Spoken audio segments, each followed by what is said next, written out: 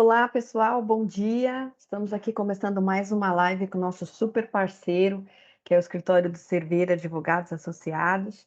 Hoje com o Dr. Francisco, que vai falar um pouquinho do litígio nas franquias, né, Dr. Francisco? E os riscos que existem aí dentro os riscos de litígio que existem dentro da relação entre franqueado e franqueador e estratégias que podem ser feitas para minimizar esses riscos, além dele falar um pouquinho do que o judiciário tem decidido em relação a essas lides. O doutor Francisco, ele é pós-graduado e mestre pela PUC e também é advogado associado do Cerveira, Bloch, Gottens, Hansen e Longo, advogados associados. Então, doutor Francisco, fique à vontade para falar. Mais uma vez agradeço a você por estar aqui conosco, por trazer informações tão importantes para os nossos lojistas satélites. Daniela, obrigado. Bem-vindos todos. Meu nome é Francisco, eu atuo no Cerveira Advogados na área do contencioso, né? E nós trabalhamos bastante com conflitos entre franqueados e franqueadores.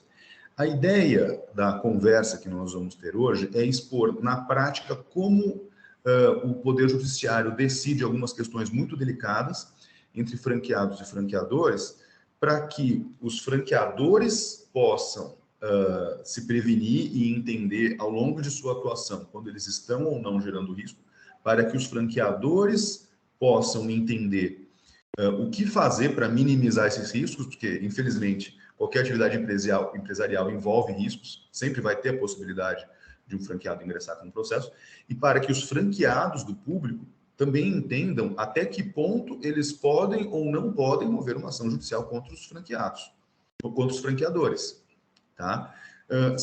Esse tema é bastante amplo, tá? É impossível prever tudo o que pode acontecer ao longo de uma relação contratual de franquia, mas a ideia é atacar os pontos mais delicados que geram litígio no Poder Judiciário, item a item, para que todos vocês tenham uma ideia dos riscos que vocês correm em cada situação, tá? Tanto o franqueado quanto o franqueador.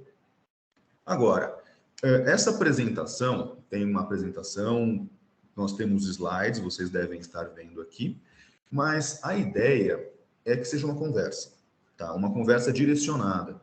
Então, eu quero deixar bem claro que vocês podem interromper e mandar perguntas pelo chat a qualquer momento, tá? Que eu interrompo e respondo.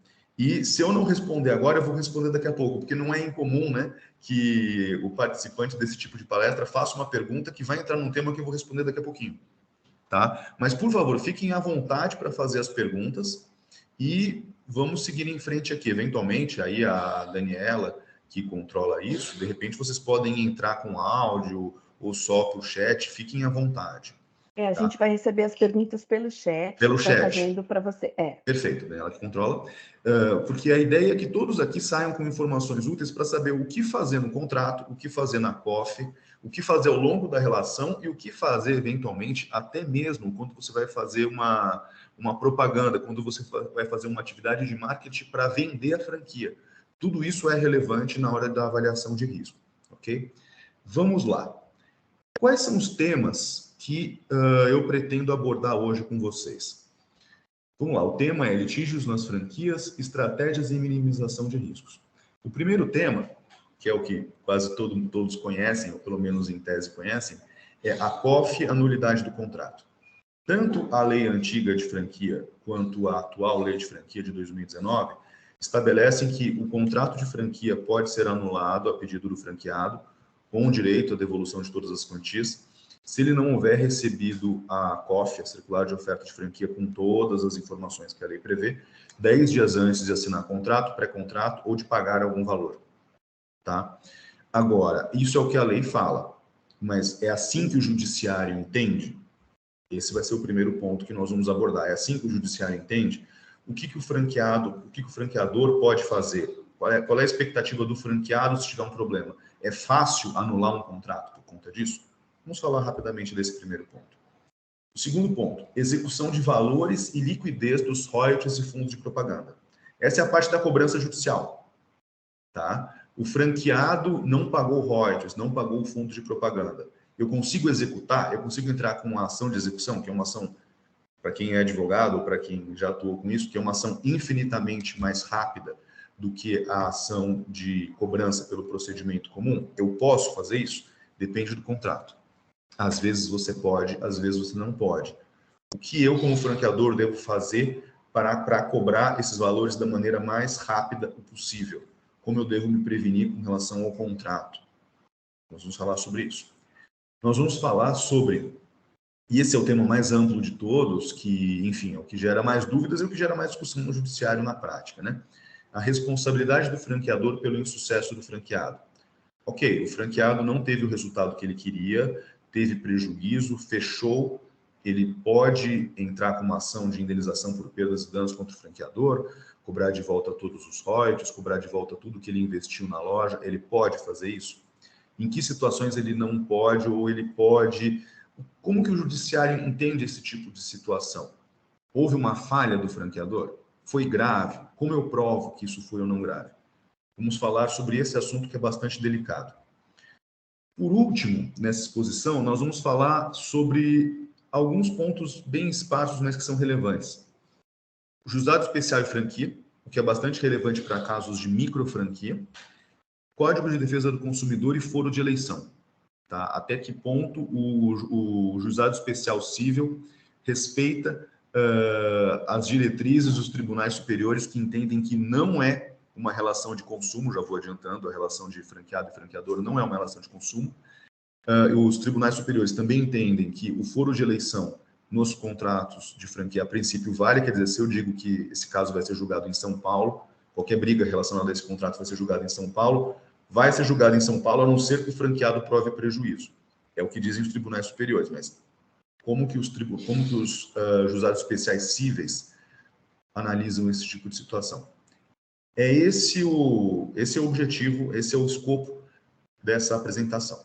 Vamos ir em ponto por ponto, e de novo, todos fiquem à vontade para fazerem as perguntas que eu vou responder da melhor maneira que eu puder, considerando que, sendo bem franco, todos esses temas que eu vou apresentar hoje são bastante controvertidos no Poder Judiciário. Tá? Franquia em si é uma coisa relativamente nova para o Poder Judiciário. Embora exista no Brasil há décadas, cada assunto, cada mudança de lei, cada novidade, cada discussão trazida entre franqueador e franqueado é nova. Embora exista jurisprudência, exista entendimento sobre alguns pontos, especialmente aqui em São Paulo, eu vou falar sobre isso, ainda há divergências no Poder Judiciário e é importante que vocês tenham ciência sobre isso na hora de fazer a avaliação de riscos, seja na hora de escrever o contrato, seja na hora de contratar com um franqueado que vocês acham que pode dar problema. Vamos lá. Qual a finalidade do contrato? Eu coloquei aqui o texto da lei, que é a atual 13966, a lei 13966 de 2019, mas eu imagino que muitos aqui conhecem essa norma, que diz o seguinte: antes da assinatura de pré-contrato ou contrato de franquia, antes do pagamento de qualquer tipo de taxa pelo franqueado, do franqueado ao franqueador, ele tem que fornecer a COF, a circular de oferta de franquia, com pelo menos 10 dias de antecedência, tá? Sob pena do franqueado poder arguir a nulidade ou a anulabilidade do contrato e pedir de volta tudo que ele gastou, tá? Tudo que ele pagou ao franqueador ou a terceiros, o que em tese inclui até fornecedor de mercadorias, perdão, o que em tese inclui até fornecedor de mercadorias, quer dizer, em tese, se o franqueado não recebe a COF antes de assinar o contrato ou pré-contrato, ele pode anular o contrato e pedir de volta para o franqueador tudo que ele gastou com royalties ou outros valores e tudo o que terceiros indicados pelo franqueador tenham cobrado. De novo, isso inclui em tese até mercadorias, mas na prática é isso que funciona? Todos aqui sabem, e eu não coloquei isso porque o rol é muito extenso, a lei de franquias estabelece um rol muito grande de informações e documentos que têm que ser apresentados na COF ao candidato a franqueado. Isso inclui desde balanços atualizados da empresa franqueadora, até informações relevantes sobre o registro da marca, cláusula de não concorrência, lista de franqueados e ex-franqueados, para que o candidato a franqueado possa entrar em contato e conversar. É uma série muito grande de informações. Não é incomum que a COF não seja entregue com a antecedência prevista em lei ou que ela venha com algum problema. Isso é mais comum ainda. É bastante comum que a COF seja apresentada de maneira incompleta, sem os balanços, sem a lista de franqueados e ex-franqueados, ou sem a lista atualizada. Alguns franqueadores fazem uma coisa que, por exemplo, não é recomendável, que é estabelecer na COF o seguinte: a lista de franqueados e antigos franqueados, acesso no site. Balanços do franqueador, acesso no site. Isso são problemas, tá? Documentação incompleta, tudo isso, em tese, a gente pode cair nessa cláusula. Na prática, não é bem assim que funciona. Tá? Na prática, não é bem assim que funciona. Por quê? Porque a lei de franquia não existe num vazio, ela não está num vácuo. Ela está inserida no contexto do Código Civil e do Código de Processo Civil, que eu vou citar brevemente aqui nessa apresentação. E existe um fenômeno, existe um artigo no Código Civil que estabelece um evento chamado convalidação do negócio jurídico. O negócio jurídico era anulável, mas por algum motivo ele deixou de ser anulável, ele foi convalidado, ele deixou de ser anulável e a parte não pode mais reclamar. É o que diz o artigo 175 do Código Civil, que fala da confirmação expressa ou da execução voluntária de negócio anulável, que importa, na prática, a extinção, que é o que a gente está falando aqui, da anulação, da possibilidade de anulação do contrato de franquia. O que é isso? Resumidamente, isso é tempo. Isso é tempo, isso é comportamento do franqueado em relação ao franqueador. Tá? O franqueado, assim como o franqueador, tem que obedecer ao princípio geral da boa-fé dos contratos. Tá? Isso significa que ninguém pode guardar uma carta na manga. Ninguém pode guardar uma nulidade contratual no bolso, ou uma anulabilidade contratual no bolso, por anos. Eu assino um contrato de franquia de vigência de 5 anos, eu franqueado, não estou satisfeito com esse contrato, não estou satisfeito com a franquia. Depois de 3, 4 anos, no final do contrato, eu decido cavar um velho problema na COF, eu não recebi a COF, ou eu recebi a COF com algum problema, faltando algum documento, e eu peço para anular e receber de volta tudo que eu paguei. Isso não é aceitável. Tá? Isso vai contra a boa-fé contratual e vai contra o artigo 175 do Código Civil. O negócio foi convalidado pelo meu comportamento. Eu, franqueado, nesse tipo de situação, eu perdi o direito de ver o contrato anulado porque eu executei voluntariamente um negócio anulável. O negócio era anulável? Era. Mas eu não reclamei durante anos e eu gerei no franqueador a expectativa que isso não seria mais um problema. Nesse tipo de situação, e eu vou falar rapidamente sobre a atuação do judiciário em vários pontos, né? O que acontece? As câmaras de direito empresarial do Tribunal de Justiça do Estado de São Paulo emitiram um enunciado que estabelece o seguinte: eles estão fazendo referência ao artigo 4º da lei de 94, né? Mas isso vale também para a lei de 2019 atual. A inobservância da formalidade prevista no artigo 4º da lei 8955 pode acarretar a anulação do contrato de franquia, desde que tenha sido requerido em prazo razoável e que haja comprovação do efetivo prejuízo. Eu vou falar sobre isso, sobre o efetivo prejuízo do franqueado, várias vezes ao longo dessa apresentação. Mas o que importa para a gente estabelecer, nesse momento em que a gente está falando só da possibilidade de anular o contrato por defeito na COF, é o seguinte: eu não posso guardar uma carta na manga. Eu, franqueado, não posso guardar uma carta na manga. Tá? Para que eu anule um contrato de franquia por defeito na COF, eu preciso provar duas coisas. De duas coisas. Primeiro, eu preciso reclamar em tempo razoável. Eu já tive casos, na área de alimentação, inclusive, de um franqueado que trabalhou por 4 anos e meio, faltando 6 meses ou 5 meses, um pouco menos, ele notificou o franqueador dizendo que queria de volta todo o dinheiro e tudo que ele tinha investido na franquia, porque a COF tinha um problema. Tá? Isso não é aceitável pela questão do tempo e pela questão da justa expectativa que ele gerou no franqueador. Até aí, todos de acordo. Mas tem um outro fator que é o seguinte: isso não está na lei. O franqueado precisa provar que ele teve prejuízo por conta daquele defeito na COF. Tá? Isso é muito importante. Isso é muito importante.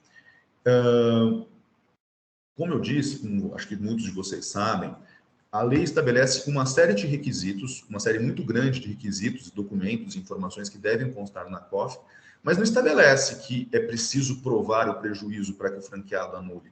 O contrato é anulável e ponto, é o que diz a lei. Mas não é o que diz a jurisprudência. E esse é o primeiro ponto. Um exemplo clássico, que é o que eu vou colocar aqui, é o seguinte: falha de registro na marca junto ao INPI. Tá? Isso não é tão incomum. Muitas franquias novas, ou nem tão novas assim, enfrentam problemas de registro na marca, de registro da marca junto ao INPI. Lembrando, o contrato de franquia basicamente consiste em duas coisas: cessão de uso da marca e transferência do know-how. Pode haver fornecimento de mercadorias, mas essencialmente é isso: o uso da marca e transferência do know-how. Esses são os dois requisitos indispensáveis do contrato de franquia. Mas e se eu não tenho a marca registrada junto ao INPI? Vamos lá. Alguns pontos que eu vou falar rapidamente sobre esse assunto. Em primeiro lugar, não é preciso ter a marca registrada no INPI para que ela seja utilizável pelo franqueador e para que ela seja cedida ao franqueado. Isso não é necessário, tá? O pedido de registro da marca junto ao INPI já permite que o franqueador utilize a marca diretamente e ceda ao franqueado para utilizar. Isso é uma jurisprudência bem tranquila nas câmaras de direito empresarial de São Paulo. Tá?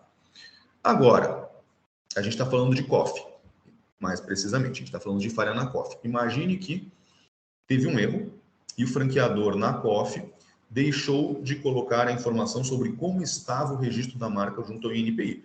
Pela lei, o franqueado pode tranquilamente anular o contrato e resolver todos os problemas da vida dele voltando no tempo. Mas, o que a jurisprudência fala nesse tipo de situação é isso que consta nessa decisão aqui. Não se pode inferir que tal projeto de registro da marca perante a autarquia federal, que é o INPI, pudesse paralisar ou prejudicar o funcionamento do sistema de franquia da apelada, vez que sua situação consta como aguardando exame de mérito. Em verdade, não há nexo causal entre a desistência do negócio pelo autor e os alegados vícios da circular de oferta, ou questões relacionadas ao registro perante o INPI. Sendo mais direto, se o franqueado não recebeu a COF com as informações do INPI, tá? Havia um problema na marca, seja porque havia até uma recusa do INPI por N motivos, ou estava aguardando o registro, mas a marca não tinha sido registrada. Mas ele conseguiu utilizar a marca. Se o franqueado conseguiu utilizar a marca e não recebeu uma ação judicial ou uma notificação de terceiros dizendo, olha, essa marca não pertence a esse franqueador, ele não pode utilizar, o franqueado não consegue anular o contrato. Não por isso, pelo menos. Essa é uma questão relevante que vale para todo e qualquer problema relacionado à COF. O franqueado tem que reclamar em tempo razoável e o franqueado precisa provar prejuízo por conta daquilo. Eu não recebi os balanços, por exemplo, os balanços contábeis do franqueador para saber que ele estava em boa situação financeira ou em má situação financeira. Mas eu tive algum problema por conta disso? Eu fui bem atendido pela assessoria do franqueado? Fui. Não tive nenhum problema. Não tive prejuízo. O que eu posso fazer? Quanto a isso, nada. Você não vai conseguir anular o franqueado. Você não vai conseguir anular o contrato. Você vai ter que arrumar um outro motivo para processar o seu franqueador. Tá? Tem alguma dúvida ou posso seguir em frente? Francisco, tem uma pergunta aqui. Vamos lá. Da Eliana Rutman. Sou uma franqueada há 26 anos de uma franquia que vem mudando de franqueadores constantemente. Não tem cumprido com vários compromissos. Já tentei sair e não consigo. Se pegam na cláusula de que não posso exercer o meu trabalho por 2 anos. Perco o direito de continuar com o meu trabalho onde fui a uma franqueada e é o que eu sei fazer. Os franqueadores não vêm cumprindo com o que está nas cláusulas de obrigação da franquia. O que devo fazer? Eliana, tudo bom? Isso sai totalmente do assunto que eu estou falando, tá? Mas eu vou te responder rapidamente. O que eu puder, sem analisar o seu caso, é óbvio. Tá? Vamos lá. Em primeiro lugar, nulidade pela COF não dá, você está há 26 anos, é impossível. Agora, o que acontece é o seguinte, você sempre pode sair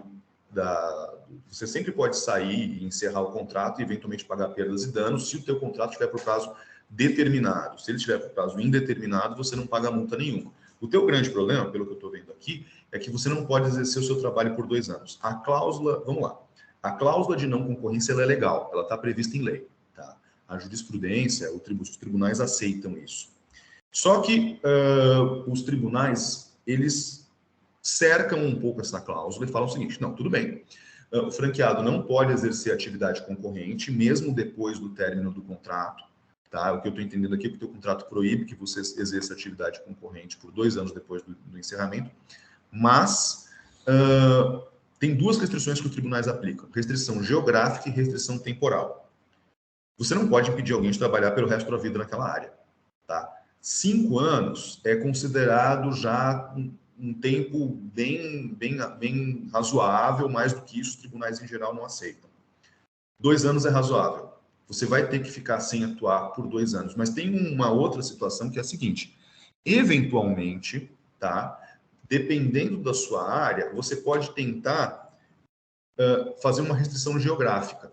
Se o teu contrato estabelece que você não pode atuar naquela área em todo o Brasil, isso é abusivo, dá para discutir.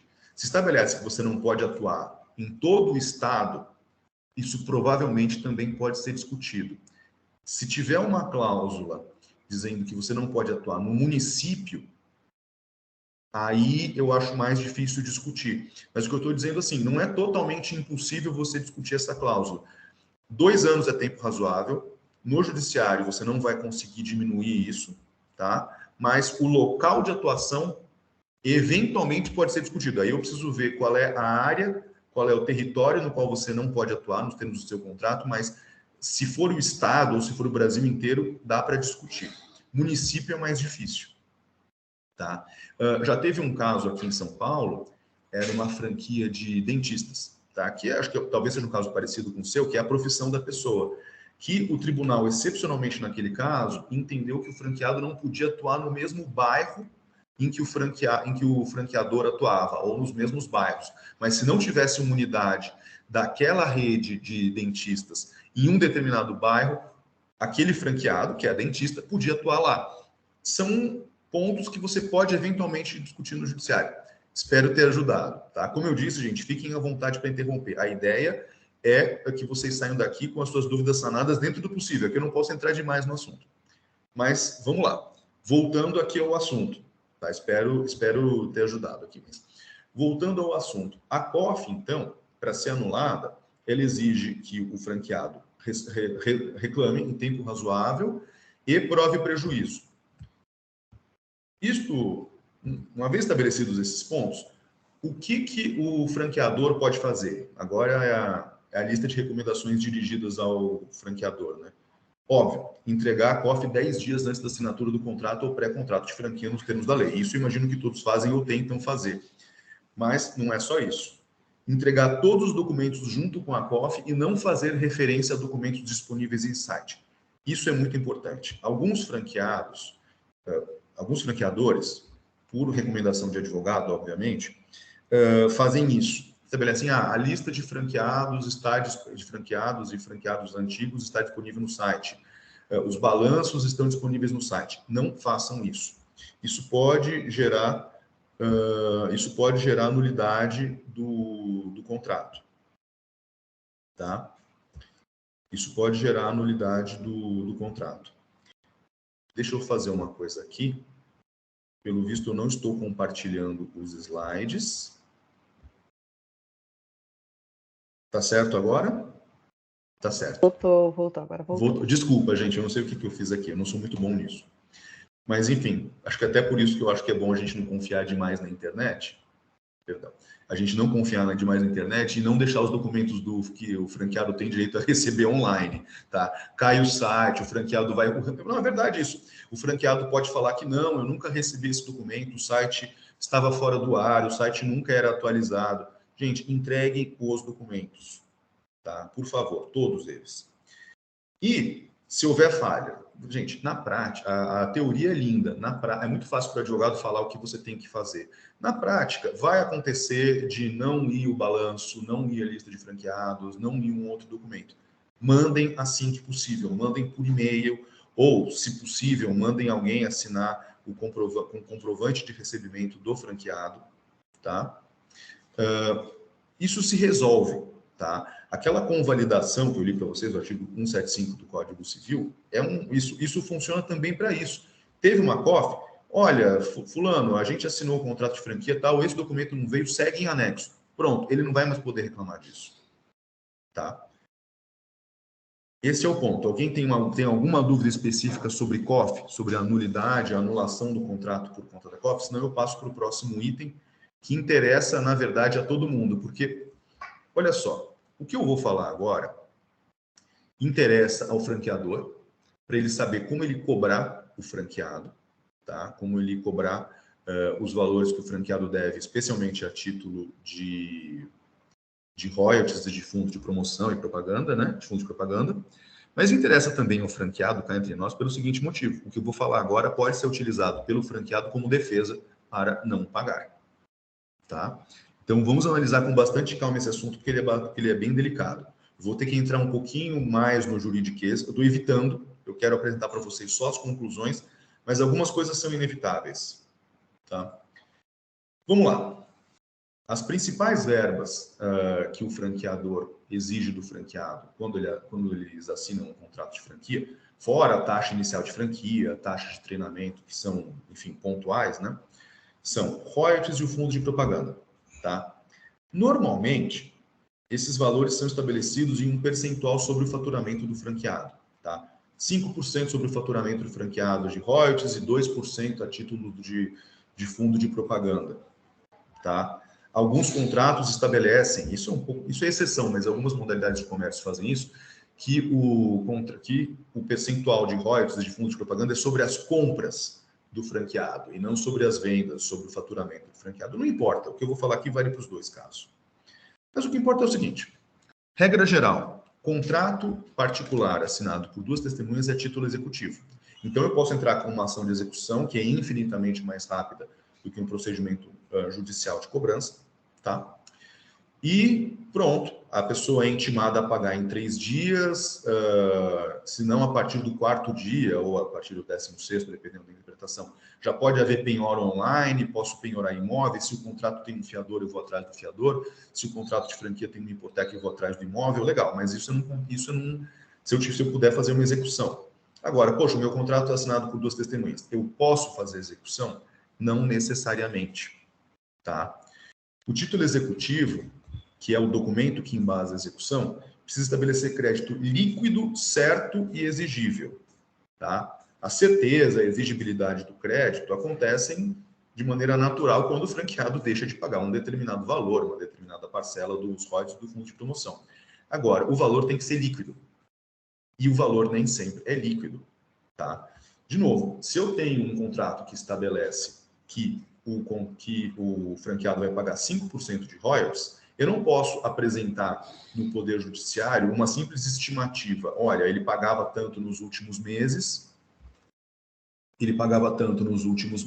então eu acho que ele tem que pagar tanto. Não existe achismo nesse tipo de situação. Se o contrato não estabelece um valor líquido de 10 mil por mês, 5 mil por mês, ou o que quer que seja, eu não posso cobrar isso numa execução sem apresentar documentos que permitam liquidar aquele valor. Os contratos de franquia normalmente exigem que o franqueado preencha formulários eletrônicos informando qual foi o faturamento para que seja possível calcular os royalties e, eventualmente, o fundo de propaganda, tá? Só que esse documento, na prática, o que o franqueador tem para levar ao judiciário? Uma planilha. O judiciário frequentemente não aceita uma planilha, porque é uma planilha unilateral, não é um documento assinado pelo franqueado. Entendeu? Isso gera um tremendo de um problema na hora de você, franqueador, cobrar os valores, porque o franqueado tem como quebrar essa cobrança, extinguir a ação de execução e mandar o coitado do franqueador cobrar pelo procedimento comum, que é um procedimento que, em tese, pode demorar 1, 2 anos até que comece a penhora online, até que comece a execução propriamente dita. Mas nem tudo está perdido. O que dá para fazer? Vamos lá, royalties mínimos, valores pré-estipulados de fundo de promoção, não exigem qualquer documento para serem liquidados, porque o próprio contrato já estabelece o valor. que isso significa na prática? Se o seu contrato estabelece um valor fixo de royalties, um valor fixo de royalties, um valor fixo de fundo de propaganda ou valores mínimos, eu posso executar isso logo de cara e não há nada que o franqueado possa fazer. Tem uma decisão aqui bastante interessante, que é recente, é do ano passado. Olha que interessante. Cláusula contratual que impõe pagamento de contribuição de publicidade, isso aqui é de franquia, obviamente, 2% sobre o faturamento bruto da empresa franqueada, sem documentos contábeis ou outros meios de prova que possibilitem o cálculo, é verba líquida. Já os, portanto, nesse caso, o franqueador não conseguiu cobrar a publicidade. Mas, olha o que disse o judiciário, os royalties contratados são exigidos no valor líquido pactuado. Portanto, a execução foi extinta em um pedaço, que é a parte da publicidade, e prosseguiu na questão dos royalties. Poderia ser o contrário. Se os royalties fossem líquidos, fossem um valor fixo, e se o fundo de promoção... perdão, eu falei o contrário, né? Poderia ser o contrário. Se o fundo de publicidade fosse um valor fixo e os royalties fosse um valor percentual, o franqueador, nesse caso, teria conseguido executar o fundo de promoção, mas não teria conseguido executar os royalties. O ideal é você ter um valor fixo para essas verbas. E aí que vem as recomendações. Gente, acho que todos aqui atuam com shopping centers. Tá? Existe um motivo pelo qual os shopping centers estabelecem aluguel mínimo. Tá? O aluguel mínimo é líquido. Ele pode ser executado logo de cara, ao contrário do aluguel percentual. Vocês podem e devem utilizar exatamente o mesmo raciocínio quando redigem um contrato de franquia. Estipulem valores mínimos de royalties de fundo de propaganda. Na prática, em termos comerciais, é claro que o advogado sempre vai dizer, não, só estabeleça um valor fixo. Só que na prática, por questões comerciais, o franqueador não consegue estipular um valor fixo de royalties e um valor fixo de fundo de propaganda. Interessa a ele ter um percentual, mas estabeleçam valores mínimos. Por quê? O que acontece na prática? Se eu estipulo um valor de royalties de R$5.000 mínimo, ou 5% de fundo ou 5% sobre o faturamento, que for maior, que é exatamente o que os shopping centers fazem quando estipulam aluguel mínimo e aluguel percentual, o que eu posso fazer? Eu entro com uma ação de execução para cobrar os 5.000 e entro com uma ação pelo procedimento comum para cobrar multas que eu tenha que cobrar em face do meu franqueado, que não constituem em geral título executivo, e para cobrar as diferenças entre os royalties mínimos e os royalties percentuais. Pronto, eu tenho o melhor dos mundos, porque eu consigo cobrar imediatamente o valor líquido e o resto que eu ia ter que discutir no judiciário de qualquer mesmo, eu coloco num pacote só, a multa pela rescisão do contrato de franquia, multa por outras infrações contratuais do franqueado e as diferenças de royalties, eventualmente até débitos de mercadorias que eu não consigo executar por algum motivo, coloco tudo num pacote que vai demorar, mas os royalties são líquidos, os royalties mínimos. O fundo de propaganda mínimo é líquido. Essa parte, pelo menos, eu executo rapidamente. Eu resolvo boa parte do meu problema se eu fizer o contrato dessa maneira. Ok? Vamos seguir em frente, porque ainda tem assunto para falar e o tempo é curto. E eu ainda gostaria de abrir de novo. Fiquem à vontade para fazer perguntas. Tá? Francisco, posso fazer uma pergunta rapidinha em relação aos royalties? Por favor. O que tem tido, que pode gerar uma decisão improcedente para o franqueador em relação à cobrança dos royalties? Muito simples. Vamos lá, eu não vou entrar no mérito de ações de cobrança na qual o franqueado alega que o franqueador não cumpriu o contrato, não transferiu o know-how, etc. Vamos falar numa ação de execução. A grande vantagem da ação de execução é que, até certo ponto, o franqueado não consegue discutir freando a execução. Tá? Eu não vou entrar muito na questão juridiqueza, mas basicamente o franqueado que sofre uma execução, ele vai sofrer a penhora online, a não ser que ele entre com um processo de embargos de execução e consiga efeito suspensivo. Para conseguir efeito suspensivo, ele precisa, ter bons argumentos, 2, apresentar uma garantia no valor total da execução. Quer dizer, já fica mais difícil para quem está sendo executado, é uma vantagem para o franqueador. Tá? Agora, em tese, o franqueado pode entrar com embargos de execução, apresentar bens ou valores em garantia e falar, olha, o meu franqueador é uma porcaria, ele não deu know-how, não deu suporte nenhum, e eu não quero pagar. Se ele apresentar bens em garantia, é possível que o juiz suspenda a execução. Tá? Isso é verdade. Mas o risco que eu estou apontando aqui é o seguinte. Vamos lá. Para eu apresentar uma defesa numa ação de execução, como regra, eu tenho que apresentar embargo de execução, que é um processo que tem um custo e que exige que, para que o franqueado tenha um efeito suspensivo, ele apresente uma garantia. Isso está no Código de Processo. Só que se o meu contrato não estipula um valor mínimo de royalties, se é só, por exemplo, 5% sobre o faturamento, a defesa do franqueado é muito fácil. Ele não precisa nem apresentar os embargos de execução. Ele pode apresentar uma manifestação chamada exceção ou objeção de pré-executividade e falar, olha, ele não tem título executivo. Esse franqueador aqui não tem título executivo, o juiz extingue o processo logo de cara. Tá? É esse o risco que eu estou querendo apontar aqui. Esse é um risco muito grave. Tá? Eu respondi a pergunta? Eu não sei se ficou claro. Respondi. O ideal é sempre ter um valor líquido e certo, já definido aí de royalties, né? Que Exato. você comentou aqui. Nem que seja um valor mínimo. De novo, gente, sim. Nós estamos falando para a Associação Brasileira de Lojas Satélite, lojistas de lojas satélite, tá? Vocês trabalham com shopping. Não é à toa que os shoppings estipulam um valor de aluguel mínimo, ok? Usem a mesma estratégia. Estipulem royalties mínimos e fundo de propaganda mínimo no contrato de franquia. Acreditem, se vocês precisarem entrar em juízo e cobrar o seu franqueado, vai facilitar muito. Vocês vão ganhar literalmente anos de processo. Ok?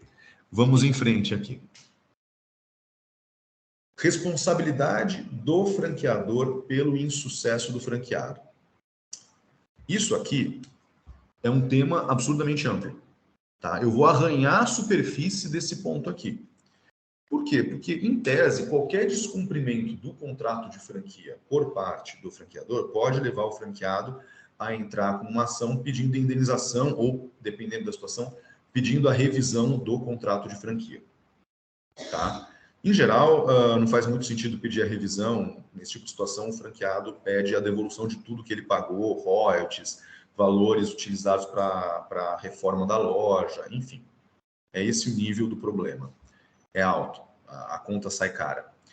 Agora, o que eu posso fazer, considerando que os contratos de franquia estabelecem um monte de obrigações, tanto para o franqueado quanto para o franqueador, o que eu posso fazer é apontar as principais questões. Tá?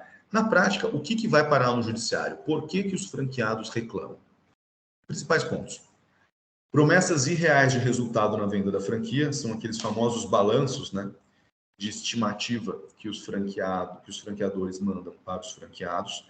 Isso muitas vezes vai na COF, mas às vezes vai até em propaganda, movimentação pela internet, Instagram, enfim. É complicado, porque tudo isso vincula. É uma propaganda que vincula quem faz a propaganda, né? Então, quais são os principais pontos? Promessas irreais de resultado na venda da franquia, ausência de suporte na implantação da franquia, na implantação da loja, que em geral é escolha do ponto e assessoria na montagem da loja e no treinamento inicial e na montagem do enxoval da loja, né? E ausência de treinamento e transferência de know-how ao longo do contrato. Resumidamente, falha na propaganda inicial, falha no início da franquia, que é a implantação da loja propriamente dita, e falha no treinamento, na manutenção, na assessoria da franquia. Tá? É por isso que os franqueados reclamam. Isso aqui responde por 90% dos processos entre franqueado e franqueador no Poder Judiciário. Obviamente, isso que eu estou fazendo é uma estimativa, né? Por experiência própria. Agora, existem algumas regras gerais que a gente deve levar em conta, que o judiciário leva em conta nesse tipo de situação. Tá? Até que ponto o judiciário leva em conta essas regras gerais, eu vou falar mais no final da apresentação. Mas, basicamente, a situação é a seguinte. O franqueado não pode, por qualquer motivo bobo, processar o franqueador. Tá? Você precisa provar que houve uma falha no cumprimento das obrigações do franqueador, tá? e você precisa provar que teve um prejuízo e você precisa provar o nexo de causalidade, quer dizer, a relação causa-efeito entre a falha do franqueador e o prejuízo que você sofreu. Tá? Essa aqui é uma decisão bem recente de uma das câmaras de direito empresarial do Tribunal de São Paulo, tá? Que mostra bem como o Poder Judiciário, de novo, quando o Poder Judiciário atua bem, isso eu vou falar no final da apresentação, né? Porque lembra, eu quero mostrar a visão prática para vocês. Nem tudo acontece como deveria acontecer no Poder Judiciário. Mas, enfim, quando o Poder Judiciário atua bem, a decisão vai nesse sentido. Com efeito, a alegação de descumprimentos contratuais que tornariam inviável a manutenção da atividade veio desacompanhada de provas. Não basta alegar descumprimento contratual, cabe ao autor demonstrá-lo, assim, demonstrar o descumprimento contratual, assim como os consequentes prejuízos. Ocorre que, apesar da facilidade em provar a ocorrência dos prejuízos, já que a mera juntada dos balanços financeiros da empresa seria suficiente à conclusão acerca da existência ou não dos prejuízos, de novo, a demonstração do prejuízo do franqueado não mostra que o franqueador tem que indenizar. Mas é um requisito mínimo. O franqueado tem que provar que ele sofreu o prejuízo e tem que provar que um ato do franqueador causou esse prejuízo. Aí nós estamos conversando seriamente. Nesse caso, o franqueado nem juntou os balanços comprovando o prejuízo. Pessoal, isso é mais comum do que vocês imaginam. Muitos franqueados, mal assessorados, entram com ações contra os franqueadores sem nem provar que sofreram prejuízo. Eles alegam que sofreram prejuízo, que teve um problema na COF, que o franqueador não assessorou na hora da escolha do ponto, não fez o treinamento, etc. Mas eles nem apresentam os balanços, tá? Não basta apresentar o balanço. E agora eu estou falando para os franqueados. Você precisa provar que você teve prejuízo e que esse prejuízo decorreu de um problema com o franqueador. Tá? Por exemplo, se o franqueador é o único fornecedor de mercadorias, ele parou de fornecer mercadorias, mesmo você estando em dia com os pagamentos, é claro que você tem uma chance muito grande de sucesso. Mas você precisa provar que você teve prejuízo e que o responsável por esse prejuízo é o seu franqueador. Isso é importante. Essa é a primeira regra. Prova do prejuízo, prova da relação entre este prejuízo e o erro, a falha cometida pelo franqueador. Tá? Segunda regra, tá? Isso é importante levar em conta. O risco do negócio é do franqueado, não do franqueador, ok? Parece óbvio dizer isso, mas nós não temos uma relação de consumo entre franqueado e franqueador. Se uma loja franqueada dá prejuízo, não é um produto que deu defeito, eu posso pedir o meu dinheiro de volta. Não é isso. Nos contratos de franquia, o franqueador não garante o sucesso empresarial, mas apenas a transferência de know-how e o uso da marca, né? Como eu falei, que são os básicos, né? Com permissão, a transferência de know-how com permissão de uso da marca. O risco do negócio ou da atividade é unicamente do franqueado. Se o negócio não dá certo, se o shopping tem um problema, se existe uma pandemia, certo? O risco do negócio não é do franqueador, é do franqueado. A gente volta um pouco aqui naquela relação que é preciso que o franqueado prove que o problema que ele teve, que resultou em perda de faturamento, em perda de resultado, é do franqueador. Tá? Então, e nesse tipo de situação, ok? Briga entre franqueado e franqueador. O que o judiciário analisa em termos de documentos? Peças de propaganda feitas aos potenciais franqueados, tá? Isso, de novo, isso inclui Twitter, isso inclui Instagram, isso inclui redes sociais, isso inclui o site do franqueador, isso inclui as propagandas feitas na feira da BF, isso inclui tudo, isso inclui a COF. Qualquer coisa que você coloque por escrito vai ser analisada pelo Poder Judiciário, tá? O texto da COF do contrato de franquia também são analisados, tá? E o comportamento da franqueadora durante a execução do contrato. Isso significa, na prática, gente, que prova documental é muito, mas muito importante nesse tipo de processo, mais até do que a prova testemunhal. O que você prometeu ao seu franqueador? Você deu ao seu franqueado? Você deu assessoria? Você tem e-mails comprovando que você prestou a assessoria? Hoje em dia é muito fácil provar tudo por WhatsApp, por e-mail, tudo isso é relevante. Tá? Isso significa que o franqueador tem que tomar cuidado com absolutamente tudo que ele põe por escrito. Não só o franqueador, como as equipes de assessoria, inclusive as equipes de assessoria técnica. Elas precisam receber um treinamento adequado para não fazer promessas indevidas na hora de vender a franquia, para tratar com cuidado o franqueado durante todo o decorrer do contrato, para prestar assessoria devida. Você nunca pode dizer é problema seu. Não é assim que funciona, é um risco. Se você colocar, se o seu assessor colocar isso por escrito, isto é problema seu, bom, em primeiro lugar, não é educado. Em segundo lugar, será que é problema dele nos termos do contrato? Entendeu? Cuidado, os contratos de franquia estabelecem obrigações muito importantes para os franqueados, para os franqueadores. Tá? A assessoria técnica é importante. Na prática, o que é possível recomendar para os franqueadores? Todas as peças publicitárias, COF e contrato de franquia devem estipular que balanços e resultados são estimativas, não garantia de resultado, e que o franqueado assume o risco do negócio. Isso é muito importante. Isso é muito importante. É claro que, para vender uma franquia, o franqueador precisa mostrar que aquilo é um bom negócio. É claro que balanços por estimativa, provando, olha, na rede, em geral, o resultado é esse, o markup é esse, o período de retorno do investimento é esse. Isso pode ser mostrado, não é isso. Mas, é preciso demonstrar que isso é uma estimativa, é preciso estabelecer em toda a peça publicitária, no contrato, na COF, no pré-contrato, que isso é uma estimativa e que não há garantia de resultado. E 2, é preciso que seja real a estimativa apresentada. Tá? Por mais que um balanço seja uma estimativa, se aquilo é uma coisa totalmente real, você está abrindo o flanco para o franqueado entrar com um processo. Ok? Então, atenção em tudo o que vai por escrito no contrato, em peças publicitárias e na COF. Tá? É preciso deixar bem claro que balanço e resultados são estimativas, não garantia de resultado. É preciso deixar claro que o franqueado assume o risco do negócio. Uma dica específica, eu estou tentando falar de maneira o mais genérica possível para que essa apresentação aproveite a todos. Mas a escolha do ponto. É preciso deixar clara de quem é a responsabilidade pela escolha do ponto. Não precisa ser do franqueador, tá? Mas é preciso deixar claro quem vai ser o responsável pela escolha do ponto, porque esse é um dos pontos que é uma das questões que mais levam a discussões no Poder Judiciário. No dia a dia, você vê muito o franqueado reclamando que, mas esse ponto é péssimo, o ponto é ruim.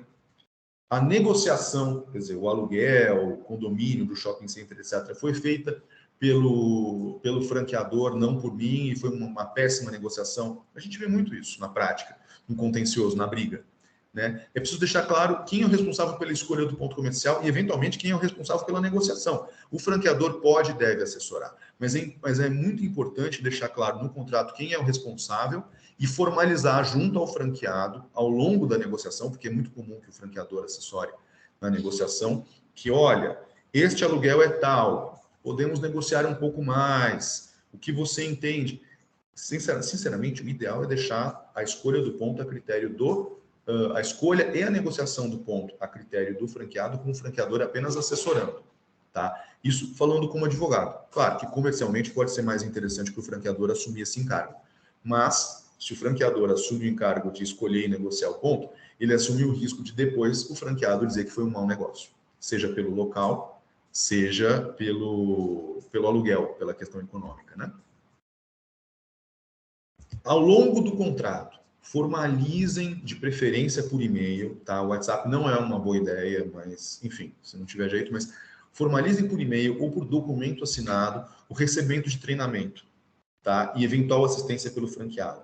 Treinamento inicial, muitas vezes isso é feito. É comum que os franqueadores, as franquias mais bem estruturadas, façam com que o franqueado e os seus funcionários assinem os termos, comprovando que receberam um treinamento inicial. Mas é comum que haja treinamentos ao longo do contrato e ninguém assina nada. Tá? Importante que isso seja devidamente documentado. E ao longo da relação é muito comum que haja pedido de auxílio, pedido de assessoria. Isso é obrigação do franqueador, na maior parte das vezes. tá? Formalizem isto por e-mail, mantenham o canal de comunicação aberto e treinem bem a equipe que vai assessorar os franqueados. Sendo bem franco, o ideal é que a equipe que vai assessorar os franqueados receba um treinamento específico para isso, inclusive lendo o contrato para saber quais são as obrigações do franqueador, porque ele responde pelo franqueador. Tá? Num eventual processo, uma resposta atravessada do assessor que está cuidando do auxílio ao franqueado pode se voltar contra o franqueado, pode se voltar contra o franqueador e gerar um passivo muito grande. Tá? É importante que essas equipes tenham assessoria adequada, inclusive jurídica, para saber o que eles podem e o que eles não podem responder. Qual é a minha responsabilidade como franqueador, porque eu, assessor, respondo pelo franqueador, né?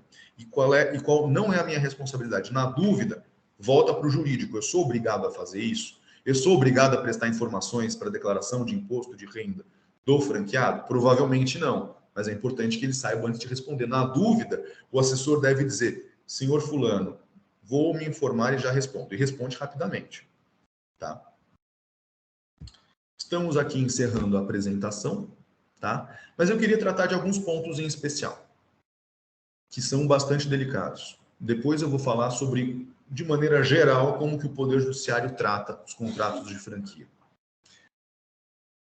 Franquia é relação de consumo? Não. Não é. Eu, como advogado, entendo que não. Não faz o menor sentido. O franqueado não é consumidor para os fins do Código de Defesa do Consumidor, porque ele não é o adquirente final do produto ou do serviço. Ele está querendo ganhar dinheiro com o contrato de franquia. Ele é um empresário. A jurisprudência é bem tranquila com relação a isso. Isso aqui é uma decisão de dezembro do ano passado do Superior Tribunal de Justiça em Brasília, estabelecendo que a franquia não é relação de consumo, é uma relação de fomento econômico, visa o estímulo de atividade empresarial pelo franqueado. O franqueado é empresário, ele não é consumidor. Isso que eu estou falando parece óbvio, tá? Mas, infelizmente, no judiciário, em algumas situações, não é tão óbvio. Outro ponto, uma vez que a gente estabeleceu que a franquia não é uma relação de consumo, cláusula de eleição de foro.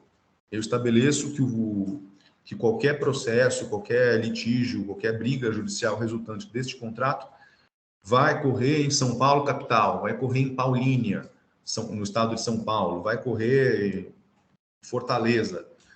Não importa. Essa cláusula é válida? A jurisprudência tranquila do Superior Tribunal de Justiça fala que sim, esta cláusula a princípio é válida, mas ela pode ser afastada apenas se o franqueado provar vulnerabilidade ou hipossuficiência ou prejuízo no acesso à justiça. Tá? Esta cláusula, na prática, ela tem valido cada vez mais. Por quê? Porque de mais ou menos 8 anos para cá, quase todo o Poder Judiciário brasileiro trabalha de forma eletrônica, ou seja, fica mais difícil para o franqueado provar que ele tem dificuldade no acesso à justiça, tá? Porque o processo corre de maneira eletrônica, o advogado dele trabalha tão bem aqui quanto no Ceará. Não faz diferença aonde é a franquia, aonde é o franqueado, aonde fica a loja franqueada, aonde fica a sede do franqueador. Isso não faz muita diferença. Agora, ele pode eventualmente provar que ele precisa ouvir testemunhas, que são testemunhas locais, tá? E tem um custo adicional ouvir testemunha fora, da comarca, fora da cidade, onde corre o processo. Claro, durante a pandemia, as audiências eram eletrônicas, né? Era tudo virtual, então ficava mais difícil alegar isso. Mas agora, graças a Deus que a pandemia está passando, eles podem voltar a alegar que não, se o processo correr aí, eu vou ter dificuldade para mover esse processo ou para me defender desse processo do franqueador, tá? Então, na prática, em geral, essa cláusula funciona e o franqueado é que tem que provar que ele tem algum prejuízo, que ele tem algum problema pelo fato do processo correr em tal cidade, não na outra cidade, tá? Só que a teoria nem sempre é tão bem aplicada pelo judiciário no dia a dia. Eu vou retomar esse ponto daqui a pouco. Juizado Especial Cível. Eu falei no começo da apresentação que ia falar sobre isso. Isso é importante para microfranquias, tá? Gente, microfranquias cuidam de, enfim, tem por objetivo home office, tá? Trabalhos que são feitos online, virtualmente, assessorias contábeis, venda de alimentos da própria residência, são negócios pequenos. E, frequentemente, os valores envolvidos, salvo engano, o juizado especial civil até 40 salários mínimos, se eu não estou falando bobagem, né? Os valores envolvidos permitem que o franqueado, que vai entrar com uma ação contra o franqueador, entre no juizado especial civil. E juizados especiais cíveis, e isso eu falo de uma maneira bastante franca, frequentemente equiparam, consideram que o franqueado ele é hipossuficiente, ele está desfavorecido em relação ao franqueador. Na prática, o que acontece é o seguinte: os juizados especiais cíveis muitas vezes aplicam o Código de Defesa do Consumidor nas relações entre franqueado e franqueador. Como esse exemplo aqui é de 2019, Goiás, especialmente no interior do Brasil. Tá?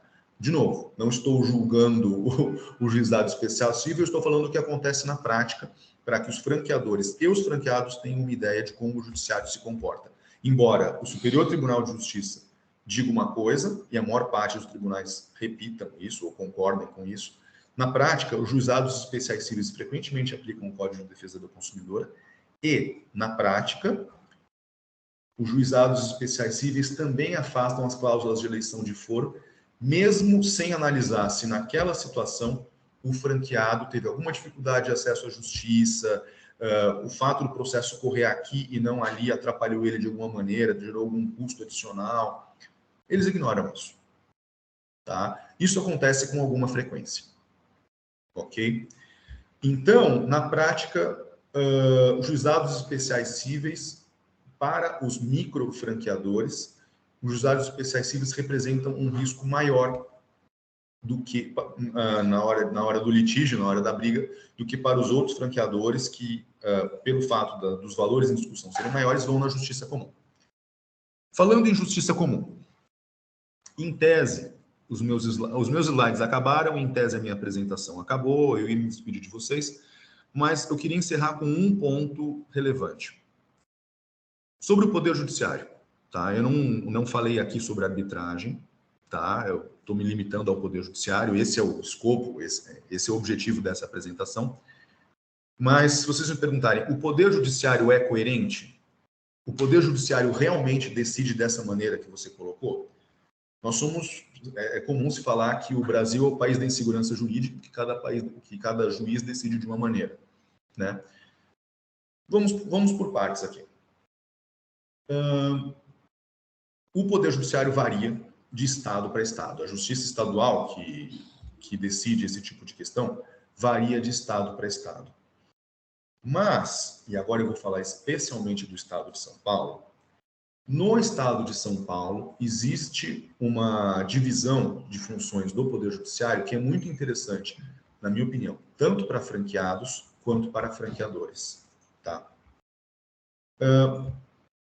O Poder Judiciário em São Paulo, especialmente na capital de São Paulo, estabelece as varas empresariais. São juízes especializados em lidar com questões de franquia. Só na capital. Se você for no interior, você vai cair num juiz que faz contencioso civil de maneira geral, família, dependendo da comarca, ele faz família e faz até crime junto, faz até direito criminal junto. Mas em São Paulo você tem varas especializadas em direito empresarial. E essas varas costumam cuidar, sim, de franquia. Tá? Aqui em São Paulo, no Foro Central. Tá?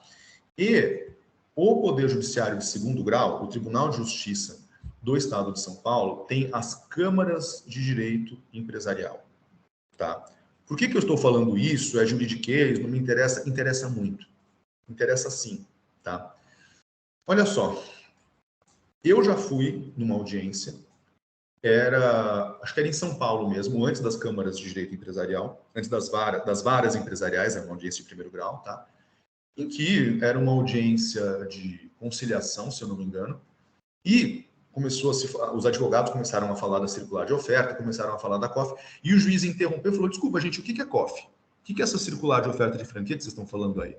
O juiz perguntou isso no meio da audiência. Agora, vamos falar mal do Poder Judiciário, meu Deus, que porcaria de juiz? Não, não é bem isso. Os juízes, aí você precisa conhecer um pouco o Poder Judiciário, tá? Como ele funciona por dentro. Juízes, frequentemente, fazem tudo no começo da carreira. Tá? Existe o famoso juiz substituto, não vou entrar em detalhes como isso funciona, mas o fato é, Um juiz, muitas vezes, ele está acostumado com divórcios, com questões de família, com ações de cobrança, ações de despejo, e crime, e criminal, por exemplo, mais tributário, ele faz tudo isso, e daí cai no colo dele uma ação de franquia, em que você vai lidar com questões como markup, retorno de investimento, grade de produtos, COF, e tem jurisprudência específica, é um assunto específico aqui. O Poder Judiciário de São Paulo, por exemplo, tem jurisprudência específica sobre a questão do registro da marca, se isso afeta ou não o contrato de franquia, como eu mostrei para vocês. É um assunto muito específico que os juízes frequentemente não sabem. É por isso que o Poder Judiciário de São Paulo criou, em primeiro grau, as varas empresariais, aqui na cidade de São Paulo, e em segundo grau, as câmaras de direito empresarial. O fato é o seguinte, e isso, de novo, é uma orientação para os franqueadores, tá? É melhor, de maneira geral, é melhor você ser julgado por um juiz que entende do assunto do que você ser julgado por um juiz que não entende do assunto. Na hora de redigir o contrato, eu realmente tenho que recomendar, se você estiver no estado de São Paulo, pelo menos, que você coloque como cláusula de eleição de foro a cidade de São Paulo. Porque você vai cair, muito provavelmente, nas varas de direito empresarial que são especializadas nisso, com um juiz que muito provavelmente sabe o que é markup, sabe o que é grade de produtos, sabe o que são royalties, fundo de propaganda, circular de oferta, tá? Ele pode não ser um juiz tão especializado nisso, porque ele lida com outras questões, como direito societário, etc. Mas é uma pessoa que sabe do que está falando.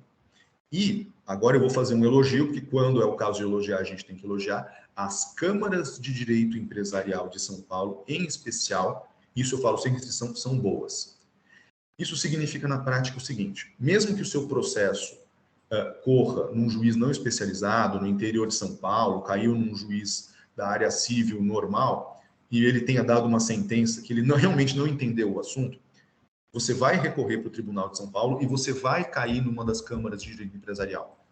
E essa câmara vai analisar bem o seu caso. As câmaras de direito empresarial de São Paulo são muito boas. Espero que continuem, espero que o meu elogio continue valendo para daqui 1, 2, 3 anos. Mas desde que essas câmaras começaram a tratar de questões de franquia, eu posso dizer o seguinte, você pode não concordar com as decisões, mas são decisões bem fundamentadas. Então, resumindo, eu sou obrigado, pela minha prática como advogado, a recomendar que se coloque o foro de São Paulo, a capital de São Paulo, ou pelo menos, se não for possível, alguma cidade de São Paulo na cláusula de eleição de foro, tá? Porque, de novo, como regra geral, é melhor você ser julgado por um juiz que entende do assunto do que por um juiz que não entende do assunto. Outros tribunais fazem isso às vezes, sim. Isso é relevante, tá? Mas eu digo que aqui em São Paulo, o tribunal foi o primeiro a estabelecer varas e juízes especializados. Isso é importante. De resto, claro, não estou de maneira alguma atacando os juízes não especializados, os juízes de outros estados, mas falando pela minha experiência, que é o que eu posso falar, é uma coisa que vocês levarem em conta. É isso. Se houver mais alguma questão, eu estou à disposição.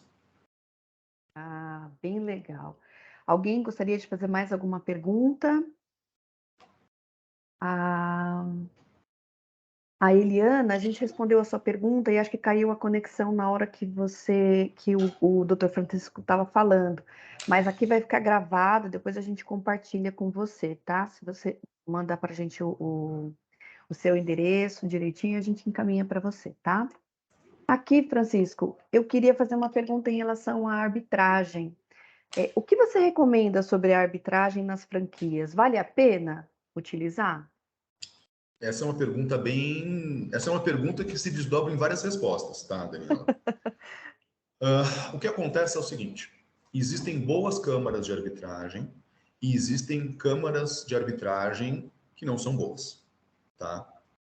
Infelizmente, eu tenho que dizer que as câmaras de arbitragem, que são muito baratas, isso eu falo por experiência própria, não são boas, tá? Essa é a verdade.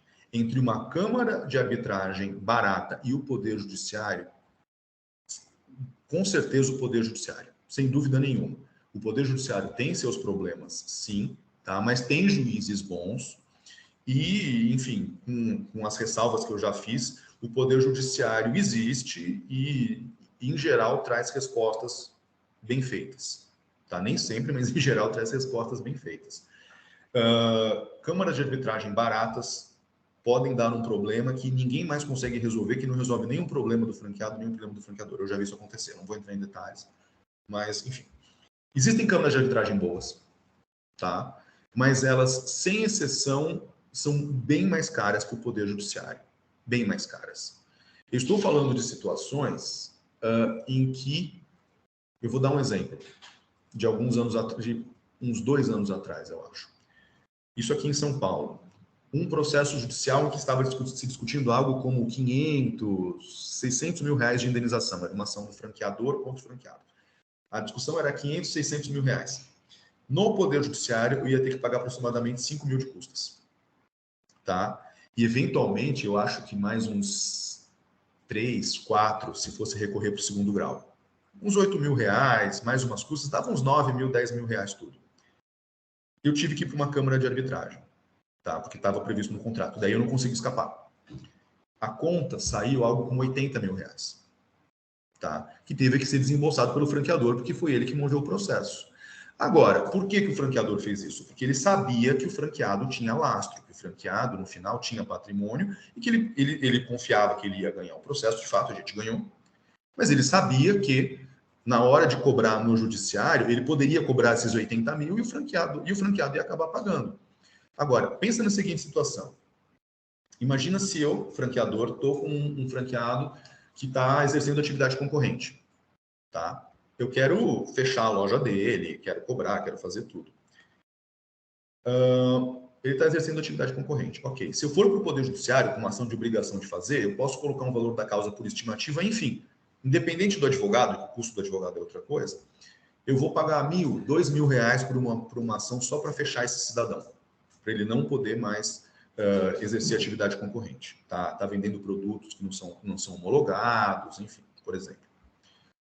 Se eu for para a arbitragem, dependendo da Câmara, eu gasto tranquilamente entre 20 e 40 mil reais.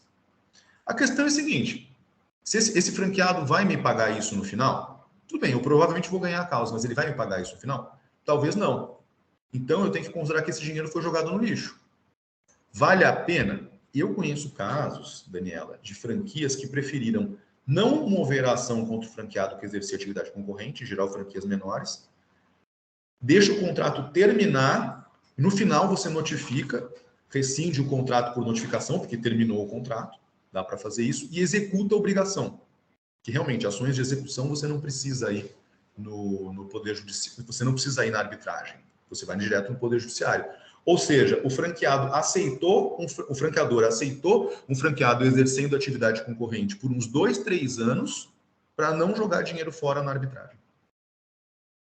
É complicado, tá? Agora, claro, tem vantagens a arbitragem.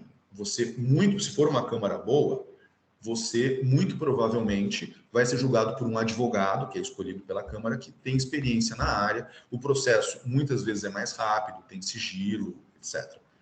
Mas é uma coisa a se pensar com calma, tá? Legal. O Marcelo Feldman está perguntando aqui para gente, os contratos de franquia são obrigatoriamente de 5 anos? Não são, não. Os contratos de franquia normalmente são feitos com 5 anos de prazo de vigência para bater com a ação renovatória do contrato de locação do franqueado. Tá? Então, o franqueado assina com o shopping ou com o locador da loja de rua, se for uma loja de rua, um contrato de 5 anos, ele tem direito à renovatória e casa o prazo de vigência do contrato de franquia com um contrato de locação, para ele entrar com a renovatória. Porque para entrar com a ação renovatória de locação, você precisa ter um contrato de 5 anos. Mas não é obrigatório, não. Microfranquias muitas vezes têm prazos menores, tá? Quiosques, assim, tem até prazo indeterminado, que pode ser encerrado a qualquer tempo. E aí, vou fazer uma última pergunta aqui, porque a gente já estourou no tempo, e até voltando um pouquinho no COF que a gente passou. Qual que é o prazo para o franqueado pedir anulação do contrato em razão de problemas com o COF? Tem prazo específico? Essa é uma briga, tá? Essa é uma briga pelo seguinte motivo. Vamos lá, tem 3 respostas à tua pergunta. Eu estou tentando não entrar no juridiquês, mas é verdade. Mas eu tenho que responder de maneira precisa e é verdade. O que acontece? O artigo 175, que fala da convalidação, não estabelece um prazo, tá? Tem a ver com o comportamento das partes. Então, isso vai ter que ser analisado caso a caso. Se, por exemplo, o franqueado só não resolveu anular o contrato porque o negócio começou a entrar água depois e não era por culpa do franqueado, enfim. Ou seja, a convalidação do negócio por defeito na COF não tem prazo. O franqueador sempre pode alegar se passou um tempo razoável, digamos, de 2, 3 anos. Tá? Agora, prazo prescricional, o que acontece? É uma briga. Se você considera que o contrato de franquia ele é anulável, ou se ele é nulo, o prazo pode ser 2 ou 4 anos, tá? Só que isso não tem jurisprudência. A jurisprudência ainda não decidiu exatamente qual que é o prazo. E a lei também não ajuda, porque não estabelece se o bendito contrato de franquia é nulo ou anulável. Aliás, a lei anterior falava que era anulável. Eu estou subindo aqui nos slides para mostrar. A lei anterior falava que era anulável. A lei atual, ela mistura os conceitos. Ela foi mal feita, sendo bem franco. Tá? Olha, aqui. Na hipótese de não cumprimento do disposto no parágrafo 1º, o franqueado pode arguir anulabilidade, quer dizer, contrato anulável, ou nulidade, contrato nulo. Portanto, a resposta a essa pergunta é não sei. Tá? Pode ser 2 anos, pode ser 4 anos, até o Superior Tribunal de Justiça dizer isso, eu não vou saber te responder, Daniela. Essa lei é mal feita, tá? A culpa não é minha. Cada caso é um caso, né? E aí tem mais uma pergunta aqui da Ana Lúcia. Ela pergunta: como fica a cobrança da taxa de franquia no ato do aditamento do contrato? Se o contrato estabelecer que vão cobrar uma taxa de franquia para editar o contrato, por exemplo, para prorrogar por mais 5 anos, é perfeitamente normal. Os pais têm liberdade para contratar isso, tá? Isso, se você é a franqueada, desculpa, não dá para fazer muita coisa, não. Você concordou com isso. Inclusive, a franqueadora pode cobrar para renovar o contrato. Tá? Não tem nada que proíba isso. Legal. Acho que é isso. Alguém tem mais Aliás, alguma só uma pergunta? coisa, só é bom que o contrato preveja que será cobrada uma taxa de renovação. O contrato é a COF. Tá? Mas é perfeitamente possível. Legal. Mais alguma pergunta? Alguém queria deixar algum comentário aqui? De toda forma, o que vier de perguntas depois, a gente vai mandar para vocês uma apresentação. Quem quiser, deixa o e-mail, a gente manda para vocês a apresentação do Francisco, né, Francisco? Para compartilhar aí. E o que tiver de pergunta, a gente responde depois, mesmo que tenha terminado aqui a live. Muito obrigada pela participação de todos. Foi muito bacana aqui, bastante informação interessante, né? De assunto super atual, que toda hora acontece, franquia, né? Que é algo que está muito no nosso dia a dia. Francisco, mais uma vez gostaria de agradecer a sua presença e essa excelente explanação que você deu aqui para a gente, muito clara, muito objetiva. E esperamos vocês para um próximo encontro, tá bom? Obrigado, Daniela. Obrigado a todos.